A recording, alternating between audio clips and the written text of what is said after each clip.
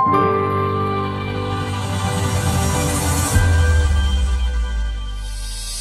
hate to break this to you, but you're going to have a tough time ever finding coffee this tasty again. These coffees were $1,000 US dollars per kilogram.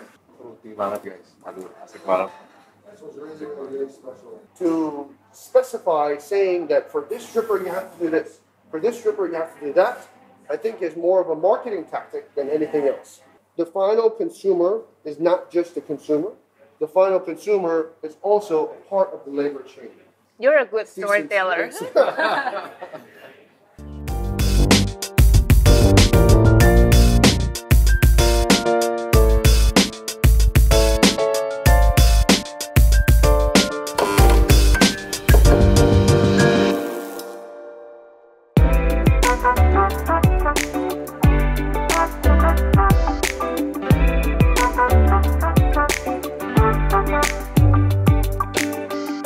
Sahabat kopi, kembali dengan saya Billy Lantang. Saya hari ini didampingi sama Celine.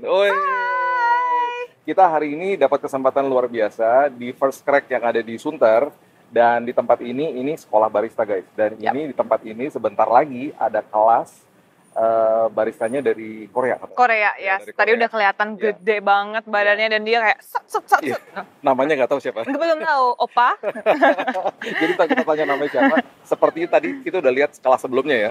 Dan sepertinya ya memang jago sih. Ya. Kelihatan lah dari kelihayan. Cuman nggak apa-apa, di sini ada Master Billy Lantang yang memadahi ya. Kita akan coba dan kita akan hadir di kelasnya jam 2.30 dan ini bener-bener wah ini hardcore nih. Hardcore buatan kopi yang luar biasa. Ya kita masuk. Nah katanya di tempat ini banyak exotic beans nih katanya Celine. Exotic beans. Itu berarti beans yang biasanya nggak di serving di tempat biasa. Oh, spesial. Ya mungkin gitu kalau Starbucks Reserve kali ya. Oh, lebih benar-benar. lebih hardcore gitu ya. Nah, kita masuk ya. Kita masuk, kita lihat gimana tempatnya asik banget nih. Ayo guys. Nah, saya didampingin Kak Grace nih sekarang. Kak Grace dari First Crack ya. Betul. Nah, Kak Grace boleh dijelasin sebentar lagi akan ada apa di sini. Oke, jadi welcome to Infinity by First Crack. Jadi hari ini kita akan ada omakase bar takeover dengan J-Kit. Hari ini kita ada 5 line up exotic coffee. 2 dari Cafe Grangela Esperanza, lalu 3 dari Esmeralda. Jadi hari ini benar-benar special banget. Kita satu session itu cuma ada 8 orang. Jadi ini benar-benar VIP. Wow, VIP experience. Kita perlu belajar kopi kan sebelum masuk sini? Oh, nggak harus, nggak apa-apa. Kita dijelasin. Dijelasin nih. Aduh, ini saya takut malu-malu ini ya. Benar-benar nih. Yang penting hari ini kita enjoy semua kopinya, enak-enak, line up-nya nggak bisa ditemuin di tempat lain. Wow, oke. Hanya ada di First Crack di Infinity. Ini di Sunter ya? Di Sunter. Oke. Dan ini sekolah barista juga ada. Kita ada akademi juga, ada sekolah barista, sekolah roasting. Kalau yang mau buka coffee shop, kita ada coffee shop management class. Oke, kita siap-siap. Sebenarnya kita duduk di meja itu untuk get the experience. Oke, thank you Kak Grace. See you.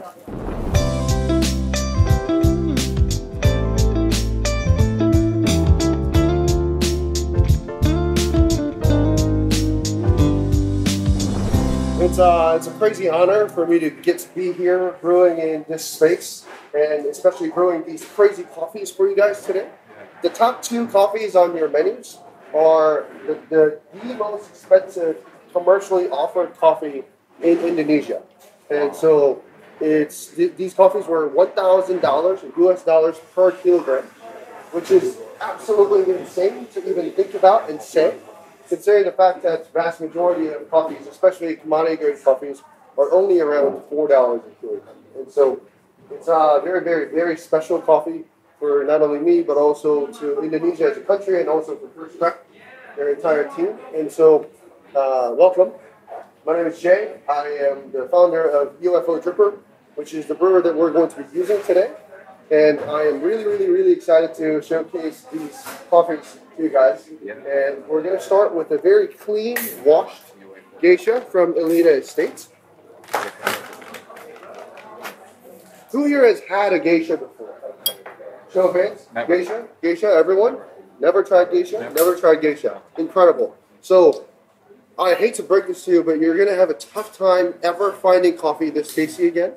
And so, just brace yourself. Although it may not be your thing, so, and that's okay. Jadi ini guys, yang dua ini.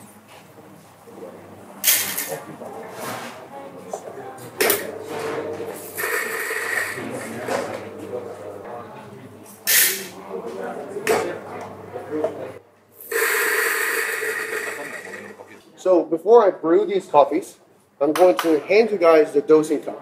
The dosing cup is going to have ground coffee, which is going to be really just beautiful. This coffee, there's no other words to describe this coffee outside of just stunning. So there you are. Just feel free to pass down once you're done.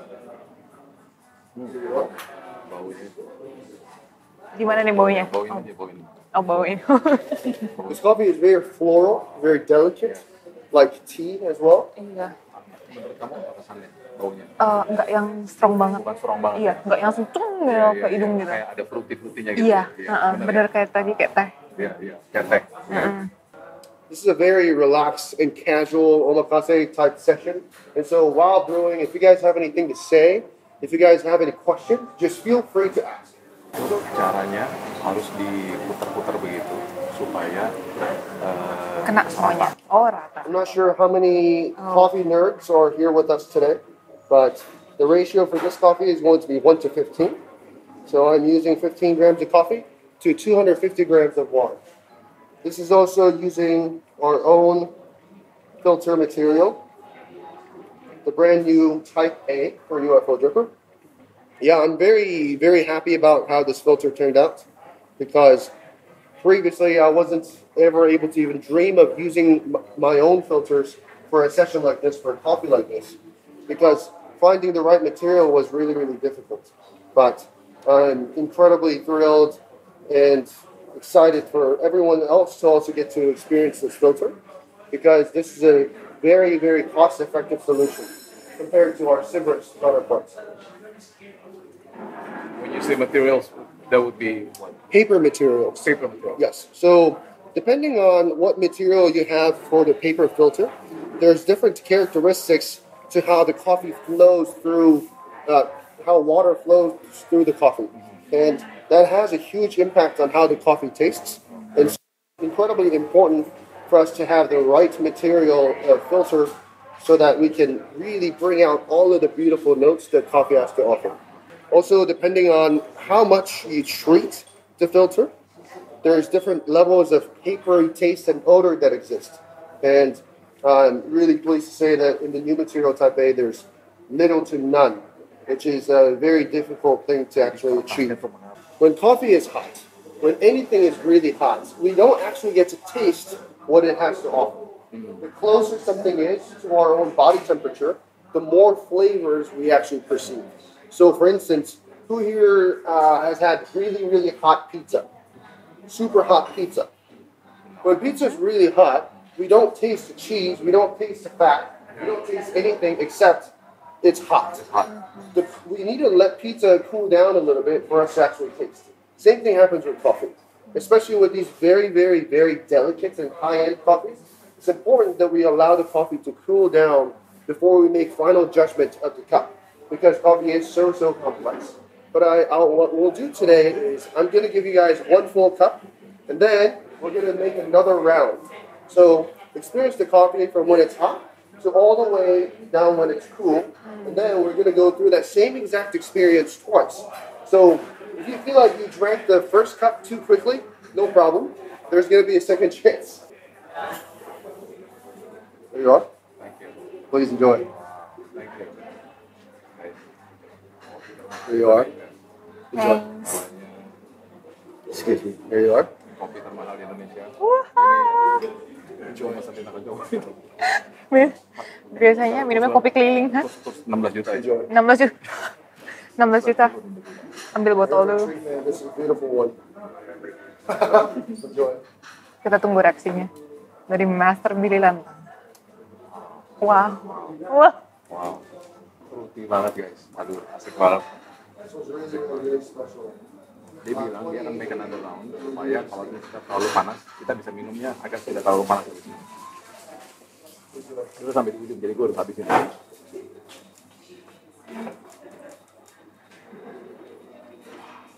Gimana Celine? Biasanya minum kopi kalau nggak pahit ya kecut gitu loh. Ini gimana? Ini wangi terus kayak apa ya? Beda ya? Kopinya apa ya? Susah ya dideskripsikan. Sorry There's ya guys. bottles of water next to you guys. Tidak This seperti is here yang for you biasanya to use diharapkan as yang terlalu pahit. Iya nggak yang kayak gitu loh. So between each coffee, I do urge you to please cleanse your palate. Kita diminta untuk clean kita punya mulut, Oh. supaya kopi yang berbeda-beda ini rasanya How's it tasting? Bisa bedain. How was it? that was awesome. Yeah? It was really awesome. This is your first ever geisha Oh you've yeah, had. ever. Wow. Wow. Were you able to pick up on those really delicate floral notes? Yeah, it's like, it's really unlike any other coffee Yeah. that exists. I still remember the first time I tasted geisha, and it was just mind-bending.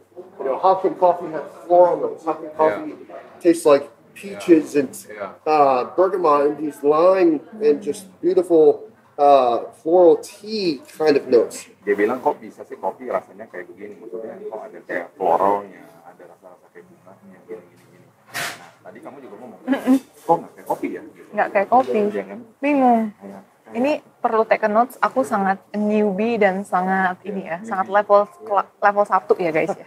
0,5 lah. Absolutely stunning. Pak, ini This is lebih one of those keluar coffees that I rasanya. taste, Yeah. and it just makes me smile. You really, it's rare to have these experiences where a sensory experience takes us to an emotional place, and I think this is one of those coffees that can do that for sure. It reminds us of different memories, different places, and as we move through the list, there's going to be so many different types of flavors that exist in coffee that will just absolutely blow your mind. And so, yeah, this was the very first coffee. We started off strong, and then we're going to move on to a natural coffee.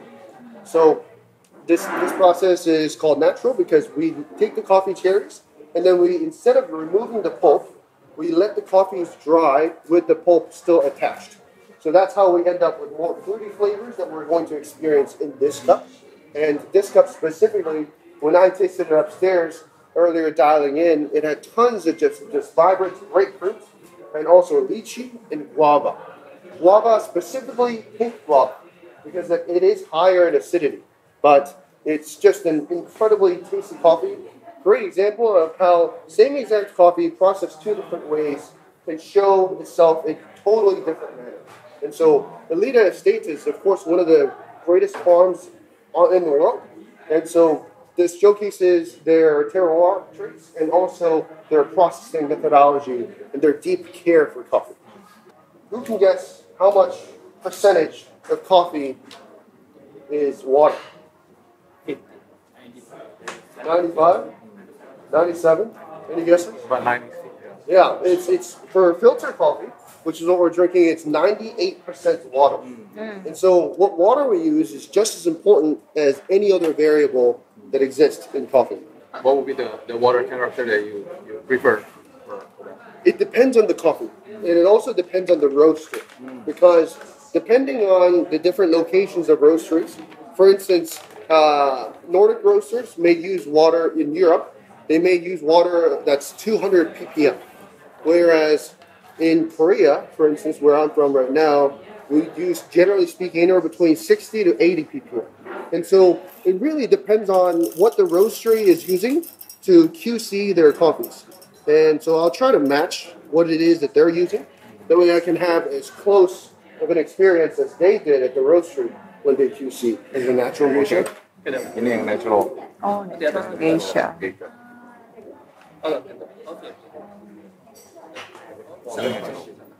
How important is project?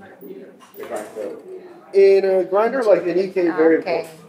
And I think it's actually just important in general to purge coffees in any grinder that you use, because all grinders have retention, regardless of what it is that you're using. EK is actually one of the better ones in terms of retention, when used well. This filter is not a very fast-flowing filter. What I would call this filter in terms of flow rate is exactly at medium. There's a lot of fast-flowing filters currently on the market that will be able to handle a lot of agitation, that will be able to let a lot of fines catch and also pass through. But this filter is not one of those filters. So if there's a ton of agitation, then what's going to happen is that the fines are going to clog the filter, which then would allow for not so great extraction.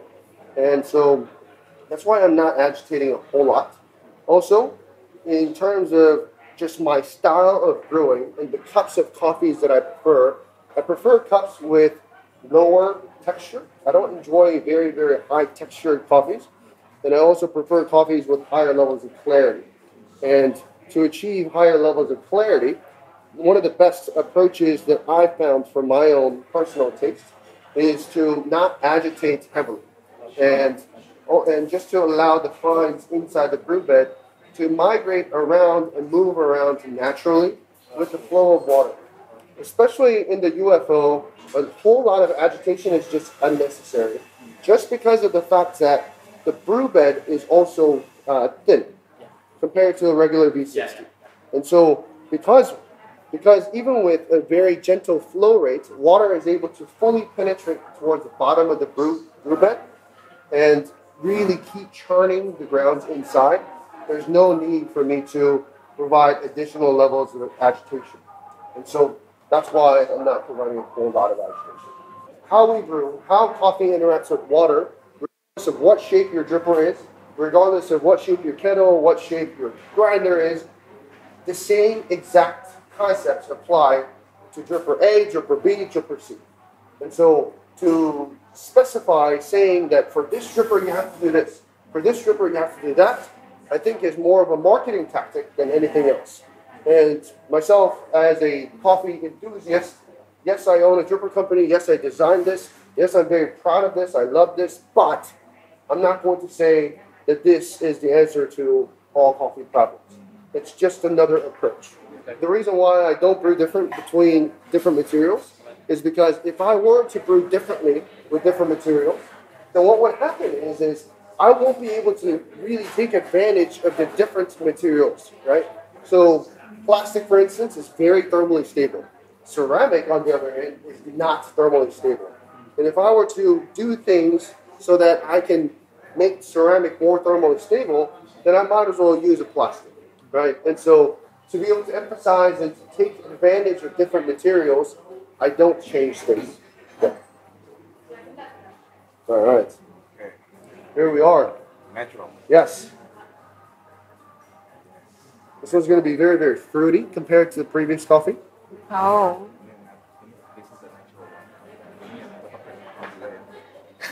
Tetap yang mahal. Jadi kita harus emphasize itu ya, tetap mahal. Tetap yang mahal ya. Enjoy, it's beautiful natural kisah. By the way, kita nggak tahu ya, akan semahal ini. Kita nggak tahu. Nggak tahu. Bahkan saya nggak tahu saya bakal duduk di sini ya. saya dijebak ini. Apa nih bedanya? Ini lebih asam. Kalau tadi lebih floral, lebih fruity. Ini lebih kayak kopi ini kalau ini. Lebih asam. Lebih mirip kopi ya? Iya, lebih asam. Padahal beansnya sama ya? Sama, cuman yang ini udah dicuci, yang ini natural. Oh, natural, aslinya yang nih. Ini langsung dipetik. Asli banget nih. Ya. Jadi ini asli banget. How was it?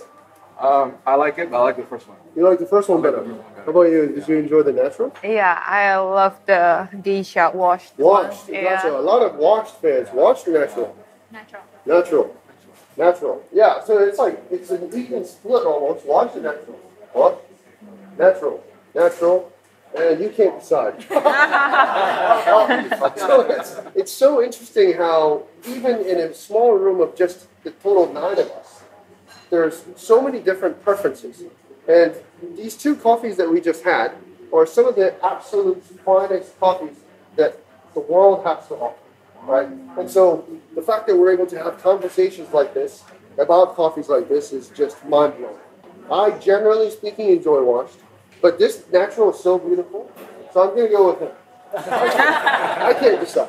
The next 3 coffees that we're about to dive into come from CGLE, Cafe Granja La Esperanza. This is a farm in Colombia.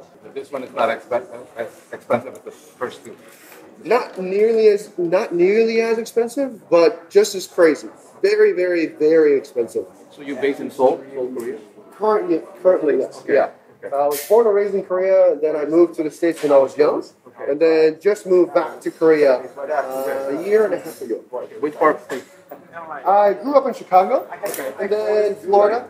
Oh, wow. Okay. and then North Carolina. Okay. Yeah, I was in Florida. I lived on a beach for 2 years, Okay. and then decided I'm not old Yeah. or rich, Okay. so I got out of Florida. Right on. Yeah, man. I sometimes miss it, sometimes don't. Yeah. I thought I would miss it more, but Korea has been awesome. Wow. And so, really excited to see kind of what else I can do in Korea. Because I've never lived in Korea as an adult. And I didn't think that I could for the longest time. Because I'd only lived in the States for so long. I didn't think it was possible for me to go back to Korea and live. Yeah. Why?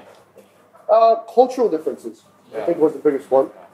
It's just so much more reserved. The culture is so much more reserved. You know, people don't have long hair. Guys don't have nose piercings. You know, people are a bit more. Yeah, they're just more reserved. And also, I stick out like a sore thumb in Korea because I'm so big. You know, I don't fit in Korean public transportations. I hit my head every time I get on the bus and get off the bus. Is this your first time to go to Indonesia or? Yes, this is my first time. Well, no. Oh. When I was very young, I came to Indonesia once. I was in Bali when I was around 5 or 6 years old. I told a story earlier to the previous crowd, but I was really into Harry Potter when I was 5 or 6. Yeah. And I had a huge crush on Hermione, Emma Watson. And there was this girl that I met at the pool, and she was from UK. And so I had the biggest crush on her, but it didn't last very long because I was like 5 or 6 and we had to go eat family dinner. But yeah, this is my first time experiencing Indonesia as an adult. Have you ever tried Indonesian coffee? No, well, actually, yes. Indonesian raised coffee, yeah. Indonesian coffees are actually beautiful. And I was talking to the head roaster, Teddy, here, that I'm really interested in trying more Indonesian coffees. Because there's been heaps of advancements in terms of how Indonesians have been raising coffee, how they've been processing coffee, and how they've been roasting coffee. And so I think it's going to be really interesting for me to get to try more of it. Like what, for example?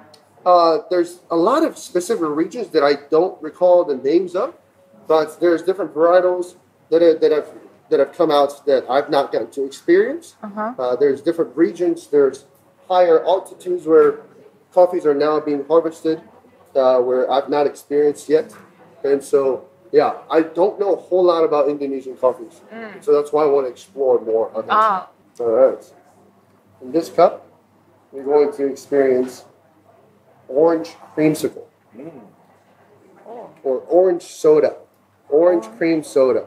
Orange cream soda. Yeah. Orange cream soda. Enjoy. There you are. I found a ton of orange cream soda in the cup. And as it cools down even further, there's even delicate. Bagaimana? Gokil. Ini mirip-mirip sama yang pertama yang wash. So for this, Oh iya, mirip sama yang pertama. for these lots, they named these coffees after distinct birds. Kenapa nih bisa bilang ini orange soda gitu? Kayaknya itu perspektifnya orang-orang deh. Kan soalnya di sini kan dibilangnya kan lebih ke grape Aromatic, slightly floral. Kalau dia kan bilang ada rasa itunya. Jadi kayaknya keregister apa nih di otak kita? Kayaknya gitu deh. Karena persepsinya orang juga. Ya betul ada floral. Ada wangi bunganya.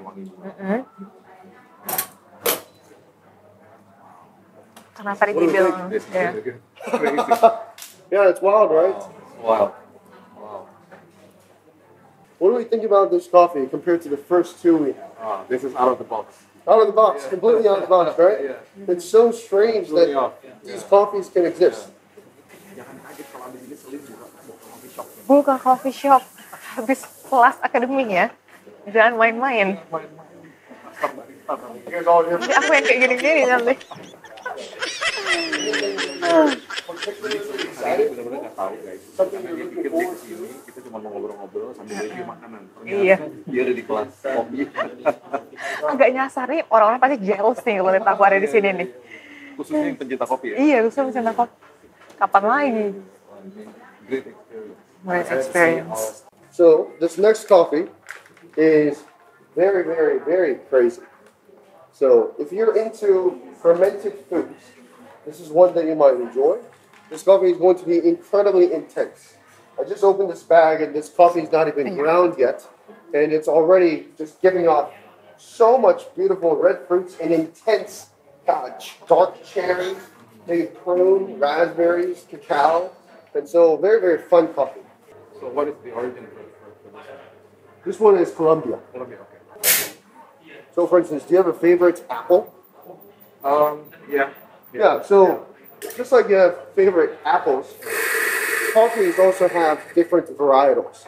And so, for example, a green apple is an apple. Honeycrisp is an apple. Yeah. Fuji is an apple. They're all apples, but they're different varietals. And they taste different, right? For instance, Pink Lady has higher acidity. Honeycrisp has higher sweetness. And so, yes, they're all same apple, but they have different varietals. Right. Same in coffee. So we're going through some of the most exquisite varietals that exist in coffee today. So Geisha is a varietal. Geisha is a varietal. Lorena is actually not just a varietal, it's a species. And then there's another Geisha and the CGLE-17, which is a varietal that specifically grows in that form. Here you are. Please enjoy. Very, very intense. I can already smell it. It's such a fun coffee. It is such a fun coffee. Ini intens. Kuat, Ya, kuat. ini intens banget. Ya. Dari sini aja kecium. Iya. Nggak usah kayak gini. Intens banget. Iya. Ya. So this is the second to last coffee of the day. And then after this very, very intense coffee experience, we're going to bring it back a little bit and finish on a very clean coffee. I'm questioning why can someone can love coffee so much? We're weird. Oh, We're really weird. I don't know. We obsess over things. We have experiences with coffee that just hook us. I think the genuine answer to your question is I think we kind of slowly build our passion, right? We have an experience like this.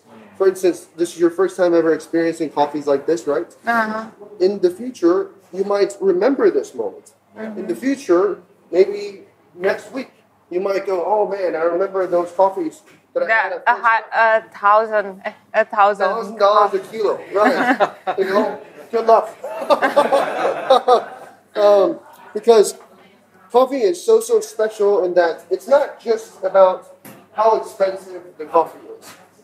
This coffee, the raw ingredients, yes, it was $1,000 a kilogram. Yes, it had a lot of flavor potential. But those flavor potentials aren't just captured as is. There's so many different parts of coffee that go through so many different hands. For instance, this coffee was raised by my friends over at La Mastis at Alita Estate in Panama. And after their care of growing these coffees, harvesting these coffees, then processing these coffees, then packaging it and shipping it all the way here to Indonesia, it's not over. It has to go through the team here, specifically Kenny, who roasted this coffee, so that we can bring these flavors to life. And then I have to extract it so that all the efforts of so many different people at hand to curate this experience is delivered really, really well to you. And so every single one of these coffees has a story. It all is so incredibly unique. And because of its seasonality and because of the fact that it has to go through so many different hands, you're never going to experience the same exact cup again. And so that is just another reason to appreciate this more, knowing where your coffee came from, knowing who handled your coffees, knowing who brewed your coffees. And if you brew your coffee at home yourself, then you yourself become a part of this labor chain, which I think is also an incredible aspect about specialty coffee, is that the final consumer is not just the consumer. The final consumer is also a part of the labor chain, making you a piece of the puzzle that gets to honor the work of everybody else involved. And so understanding these variables, understanding these characteristics about coffee, little by little, is how we all get to be so passionate about specialty coffee. Hopefully that was a... You're a good storyteller.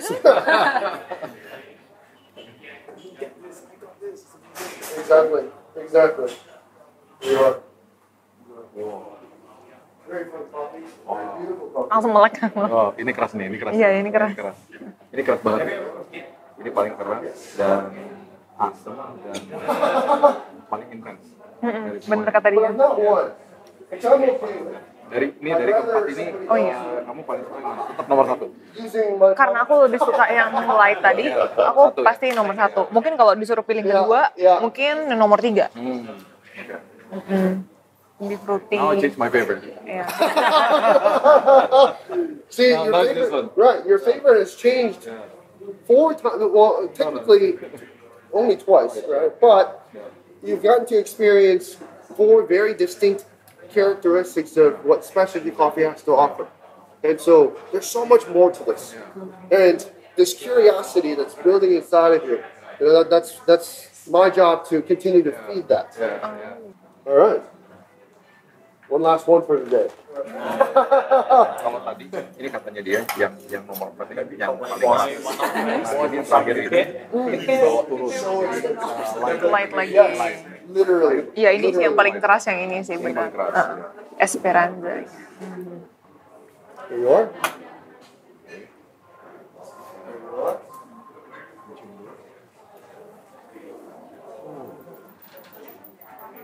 Kenapa kalau dari bawahnya ini paling enak?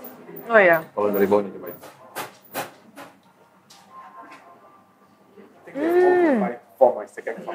Wangi yang Iya, enak ya. apa ya? Bukan cuman kayak wangi kopi doang gitu ya, tapi lebih flavor Ada sen lainnya. kesan kayaknya dia keras juga gitu. Benar-benar. Why do I always start pouring at the center and then move out? The reason is because when coffee sits inside the dripper, what happens is we have the highest concentration and depth of coffee in the middle because this is a conical dripper, right? So the outer portions have less coffee, the center section has the most coffee. And so the reason why I start at the center is in order for me to fully saturate the center, and then I move out. And then I come back in because this is where the most amount of coffee is, which is then going to promote more even extraction, which is why your coffees are tasting as good as they are. So yeah. All right, here we go. Last one for the day. Again, start at the center, move outside, and then come back in. For some reason it smells more intense than the previous one. Yeah, and that's totally possible because just because something has more fermenty notes doesn't necessarily mean that it's always more intense. And the way we perceive intensity and the different things we perceive are also very individual. Here we are. Enjoy. Enjoy. Thank you. Enjoy. Last one. Suara. You are, brother? That totally threw me off. It's not as it was smelling. Right. Yeah. It's so interesting how It's so light. exactly. So now we've worked through a total of 5 different coffees. Which one has been your favorite? 2, 1. Number 4. The geisha. Nice. Can't decide. 2. Gotcha. Which one's number 2? Well, number 1. One. Number 4. See, that's so fun because your previous favorite What's number 1? was number 1. And number 1 and number 4 are completely different coffees. Completely different coffees. One is the cleanest coffee. One is the funkiest coffee. And so this means that you can taste and experience so many different types of coffees, and you'll be able to appreciate it. Because many people skew towards one, but because you can enjoy both sides, that's a good thing though. I'm a bipolar. Yeah. But being bipolar in coffee is a good thing. It's not. Kamu akan jadi appreciate kopi. Seperti tadi kan tadi Celine nanya ya sama dia. Kenapa bisa orang suka banget gitu? Jadi kopi itu kan semua ada sejarahnya. Diambil dari, dia bilangnya dari Claudia, kemudian di roast di sini kan. Sama dia juga, sama akhirnya bisa dikatakannya dia untuk research kita dengan cara begini. Dan kita sebagai usernya, kita akhirnya menikmati banget karena ada sejarah di balik semua kopi. Dan katanya ya beda-beda, orang yang bikinnya beda, udah beda lagi tuh gitu. Betul. Jadi itu pertanyaan Exactly. itu jawabannya. That is all the coffees that I had prepared for you guys. Thank you. We have lucky dip for everyone. Wow. Take only one, please. Siapa tahu ada kopi 1000 dolar. Saya coba satu. Oke, thank you.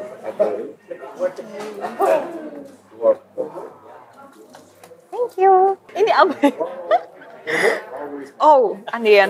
Yang tadi kita udah coba. I Oh. was wondering if you can buy Ini kopinya betul. Kopi beans-nya. Coffee beans-nya. Satu kali serving. Ini 15 gram. Serving. Waduh. Wow. Ini gue dapet ini. Yang dwarf cocoa ini. Wow. Gila. My favorite one. Yeah, you got your favorite one. That's amazing. That's amazing. Bigger now. Gue dapet ini. Yang favorite aku nomor 4. Ya. Dan ini 1 kilogramnya itu Which one did you get? $168. $168 itu berarti 3,2. Last Dan ini cuma harganya sekilo. Senin dapat yang berapa? Aku dapat yang terakhir, untungnya. Kalau aku dapat yang ini, aku nggak ngerti lagi deh. Dapat yang terakhir, harganya coba lihat harganya. 3,5 Wah, Celine itu mahal loh. Iya, Sekilonya dia 218 dolar, berarti 3,5 juta sekilonya. Nah ini sekali lagi untuk satu serving. Jadi dua-duanya Colombia. Kolombia ya, oh iya benar. Thank you First Crack. Thank you, First Cry. Thank you for the experience. Terima kasih banyak. Ini mesin di belakang katanya cuma ada 90 di dunia. Benar, ini Iya kan? limited edition. Kalau ini jadi mobil apa nih? Ini kalau mobil mungkin Mercy yang Brabus. Kamu tahu nggak cara saya untuk meng-hire karyawan? Ada satu hal yang sangat major, saya nggak peduli dia lulusan manapun, tapi kalau satu hal ini dia nggak lolos, saya nggak akan terima dia.